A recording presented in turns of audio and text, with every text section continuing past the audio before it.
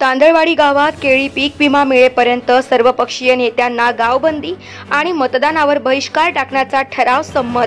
हवामानावर आधारित फळ पीक विमा योजनेअंतर्गत जिल्ह्यातील सुमारे 81,000 केळी उत्पादक शेतकऱ्यांनी फळ पीक विमा काढला होता। मात्र अद्यापपर्यंत निम्म्यापेक्षा जास्त शेतकऱ्यांना या विम्याची रक्कम मिळालेलीच नाही। सप्टेंबर पर्यंत ही रक्कम शेतकऱ्यांना मिळणे अपेक्षित होते। मात्र विमा कंपनीकडून मनमानी कारभार सुरू असून रावेर मुक्ताईनगर परिसरातील 10 ते 15,000 शेतकऱ्यांना या नुकसानीची रक्कम अद्यापही मिळालीच नाही। राजकीय पदाधिकारी, तक्रार निवारण समिती, प्रशासन आणि विमा कंपनी देखील केळी पीक विम्याप्रकरणी दुर्लक्ष करत असल्याने या विम्यापासून वंचित असलेल्या तांदळवाडीसह परिसरातील शेतकऱ्यांनी मंगळवारी सायंकाळी तांदळवाडी राम मंदिरात बैठक घेऊन केळी पीक विमा मिळेपर्यंत तांदळवाडी गावात सर्वपक्षीय आमदार, खासदार आणि मंत्री यांना गावबंदी आणि मतदानाचा बहिष्कार टाकणार असल्याचा ठराव संमत केला आहे। काही शेतकऱ्यांनी तर आम्हाला आता विमा कंपनीवर विश्वासच नाही। जर विमा कंपनी आम्हाला विमा देऊ शकत नसेल तर आता सन 2023 आणि 24 ला जो प्रीमियम भरलेला आहे तो आम्हाला परत पाहिजे असल्याचे सांगितले। हरी महाजन, राहणार तांदळवाडी, तालुका रावेर, जिल्हा जळगाव। मी एक केळी उत्पादक शेतकरी आहे। मागील वर्षी आम्ही फळपीक योजना शासनाचा जो आहे त्यात भाग घेतलेला होता आणि केळी विमा काढलेला होता। त्या अनुषंगाने आम्हाला पैसे येणे अपेक्षित होते, कारण आम्ही सगळ्या ट्रिगरमध्ये बसलेलो होतो आणि शासनाने असं आपल्या विमा कंपनी जी आहे, विमा कंपनीचं असं म्हणणं आहे की त्या ठिकाणी केळीच नव्हती किंवा ओव्हर हे होते, तर असं नाही आहे। आमची केळी आहे, आम्ही प्रूफ करून दाखवू शकतो। आमच्याकडे टिश्यू कल्चरचे बिल आहेत, आमच्याकडे लॅटरलच्या सबसिडी घेतलेल्या गव्हर्नमेंटच्या एव्हिडन्स आहेत।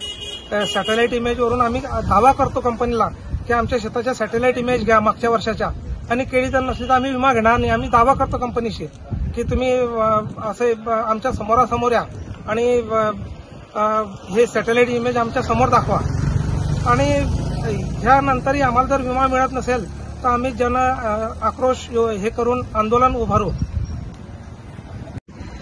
जळगाव जिल्ह्यात केळी विम्यासंदर्भात शेतकऱ्यांमध्ये जो असंतोष निर्माण झालेला आहे त्याचे मुख्यत्वे कारण असं आहे की वेगवेगळ्या कारणांमुळे जे अप्रूव्ह झालेले आहेत त्यांचे अजून पेमेंट कंपनीने दिलेले नाही आहेत। त्यानंतर ज्या शेतकऱ्यांचे रिजेक्ट केलेले आहेत केळी विमा, की त्या शेतकऱ्यांनी त्या क्षेत्रावर विमा काढलेला आहे आणि ॲक्च्युअलमध्ये तिथे केळी नाही आहे असं म्हणून कंपनीने सॅटेलाइट सर्व्हेद्वारे जे रिजेक्ट केलेले आहेत ते ही चुकीचं कंपनीने काम केलेलं आहे।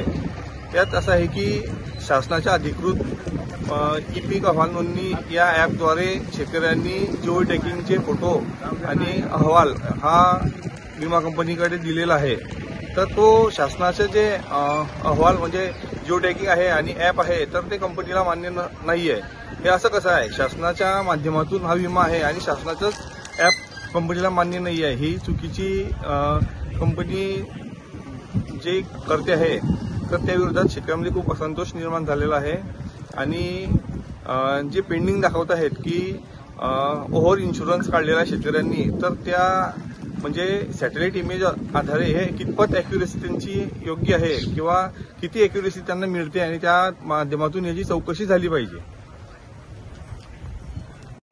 केळी पीक विमा वंचित शेतकरी इथे जमलेलो आहोत। आम्ही वेळोवेळी शासनाकडून ज्या ज्या कागदांची परिपूर्तता आम्हाला मागितली गेली त्याची पूर्णता आम्ही केलेली आहे। आम्ही जिओ टॅगिंगचे फोटो दिलेले आहे, आम्ही उतार्यांवरती केळी पीक नोंद असलेले उतारे त्यांना दिलेले आहे, पण एवढं करून सुद्धा याच्यामध्ये आम्हाला केळी पीक विमा मिळत नाहीये। शासनाकडून आणि प्रशासनाकडून आमची फक्त चालवाचालव केली जाते आहे।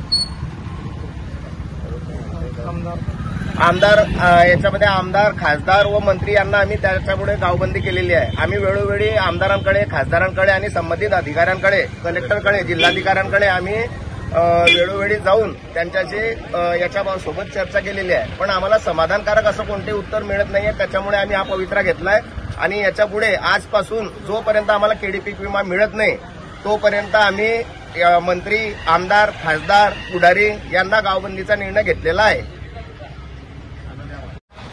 नमस्कार, माझं नाव योगेश रमेश पाटील, राहणार तांदळवाडी, तालुका रावेर, जिल्हा जळगाव। माझा केळी पीक विमा 2022-23चा असून मला अद्यापपर्यंत विम्याची रक्कम मिळालेली नाहीये। कंपनीने जे सॅटेलाइट इमेज घेतली त्यावरती त्यांनी माझ्या शेतामध्ये केळी आहे पण ओव्हर इन्शुरन्समध्ये आहे असा दावा केलेला आहे आणि दुसरे जे गट नंबर आहे त्याच्यामध्ये केळी नाही असं दाखवलेलं आहे। आता माझ्याकडे केळी लागवडीचे जैन कंपनीचे रोपांचं बिल आहे। त्यानंतर माझ्याकडे आता ह्या वर्षी सुद्धा त्याच गट नंबरमध्ये केळी आहे। कंपनी अजून सुद्धा कोणत्याही याच्यामध्ये उत्तर द्यायला तयार नाही। याबद्दल आम्हाला कंपनीचा कुठलाही सपोर्ट मिळत नाही। आणि सॅटेलाइट इमेजचं कंपनी जे दाखवते आहे त्याच्यामध्ये आजही त्यांनी जर घेऊन पाहिलं तर आजही केळी आणि मागच्या वर्षाचं पण इमेजमध्ये जर दाखवलं आणि सॅटेलाइट इमेजचा आमच्या समोर आम्हाला दाखवा की आमच्या गट नंबरमध्ये केळी नव्हती। कंपनी विमा कंपनीला देते सॅटेलाइट इमेज की यांच्या याच्यामध्ये केळी नाहीये, आम्ही मान्य करत नाहीये। राकेश पाटील, केळी पीक विम्यासंदर्भात एक तांत्रिक मुद्दा असा आहे की विमा कंपनीचं जे म्हणणं आहे की आम्ही सॅटेलाइटच्या इमेजनुसार तो आता रद्द केलेला आहे। साधारण 1 वर्षाच्या नंतर त्यांनी हा केळी पीक विमा रद्द केलेला आहे। त्यांच्या विमा कंपनीच्या CPR रूल 5 नुसार विमा काढल्यानंतर संबंधित त्यांच्या खात्यात विमा कंपनीच्या खात्यात रक्कम गेल्यानंतर त्यांनी 45 दिवसाच्या आत विमा कंपनीच्या अधिकाऱ्यांमार्फत किंवा कर्मचाऱ्यांमार्फत त्या क्षेत्रावर जाऊन ती पडताळणी करणं गरजेचं होतं।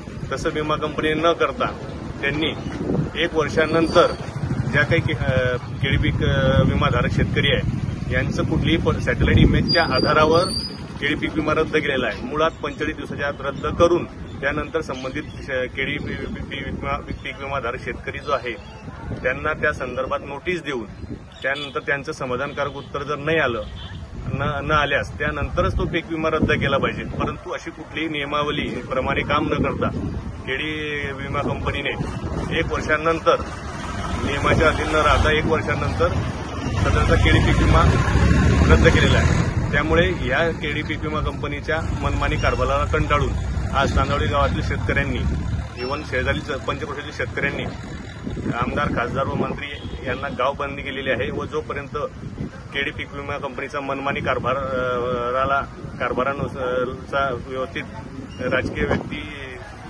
हे विचार करत नाही तोपर्यंत सदर गावबंदी आणि मतदानावर शेतकऱ्यांतर्फे बहिष्कार करण्यात आले।